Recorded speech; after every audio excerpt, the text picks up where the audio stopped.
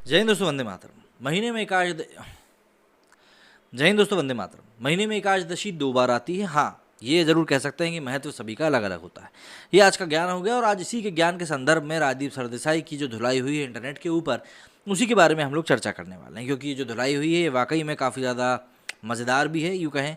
क्योंकि यहाँ पर आपको पता चलेगा कि जब आप ज़बरदस्ती का बैलेंस बनाने की कोशिश करते हैं तो कभी कभार किस कदर बैलेंस बिगड़ जाता है और फिर आपको औंधे मुँह गिरना पड़ता है। दरअसल अभी देश में बकरीद मनाई गई। बकरीद के समय पर ही एकादशी भी पड़ गई।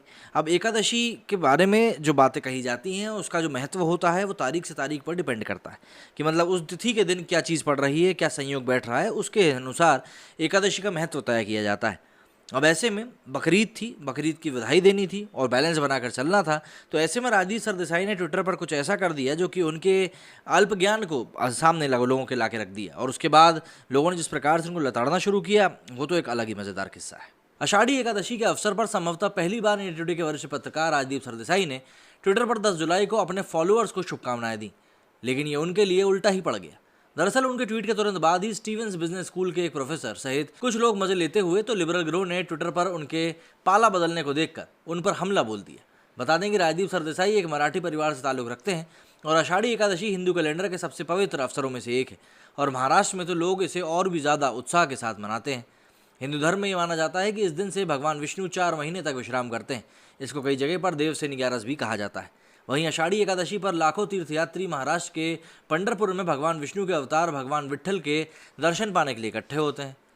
इस त्योहार पर राजदीप सरदेसाई ने लोगों को एकादशी की बधाई देते हुए लिखा कि सभी को एकादशी की शुभकामनाएं, अमन और खुशी।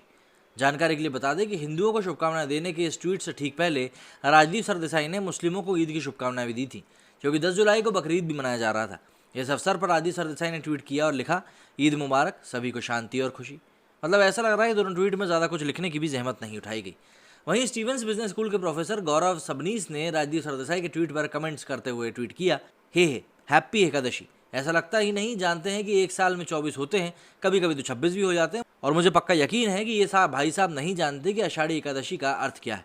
बस बैलेंस करने की कोशिश कर रहे हैं और कुछ भी नहीं। एक और ट्विटर यूजर अर्बन श्रिंक ने ट्वीट किया कि प्राण जाए पर बैलेंस न जाए। कमेंट में बताया कि कैसे ईद की बधाई देने के बजाय राजदीप सरदेसाई ने मिनटों में एकादशी की शुभकामनाएं भी दे डाली। वहीं एक और अन्य ट्विटर यूजर संजय मुखर्जी ने राजदीप सरदेसाई को जवाब देते हुए अपने ट्वीट में लिखा कि एकादशी महीने में कम से कम 2 बार आती है। इसका कोई विशेष महत्व नहीं होता सिवाय इसके कि हिंदू विधवाओं के लिए कुछ भोजन का प्रतिबंध होता है। अंतर्विश्वास सद्भाव के चक्कर में कृपया भ्रमित ना हो।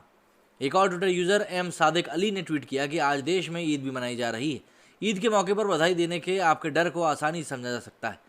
भले ही सरदेसाई ने ट्वीट करके अपनी ईद की बधाई दी थी, लेकिन जाहिर तौर पर हिंदू त्यौहार के लिए बधाई ट्वीट करने का इनका मतलब करने से इस बात में बिल्कुल भी दम नहीं रह गया। मतलब फिर तो ईद की बात जो थी वो तो वहीं के वहीं निकल गई।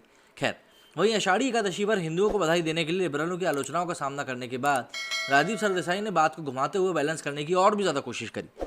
उन्होंने ट्वीट किया कि रविवार की दोपहर ईद और एकादशी एक ही दिन है। हो सकता है कि देवता हमें अंतर धार्मिक सद्भावना की आवश्यकता की याद दिला रहे हों। हालांकि इस ट्वीट से डैमेज कंट्रोल करने के बजाय राजदीप सरदेसाई को और भी ज़्यादा आलोचना झेलनी पड़ी। एक ट्विटर यूज़र डोरेमोन ने जवाब दिया कि ईद एक जानवर को मारने और उसका मांस खाने के बारे में है, और वहीं एकादशी आपके दिमाग को साफ, शुद्ध और उसके लिए उपवास करने के बारे में है। दो पूरी तरीके से अलग ही दर्शन है। कुल मिलाकर इस बैलेंस के चक्कर में राजदीप सरदेसाई को दोनों तरफ से आलोचनाओं को झेलना पड़ा, लेकिन सबसे ज़्यादा लिबरलों को उनके इस कदम से मिर्ची लगी, और जाहिर सी बात है मिर्ची क्यों नहीं लगेगी, उनको अपने पाले से एक दूसरा व्यक्ति जो था दोगला होता वो दिखाई दे गया। मेरे स्टूडियो में फिलहाल इतना ही। जय हिंद, जय भारत।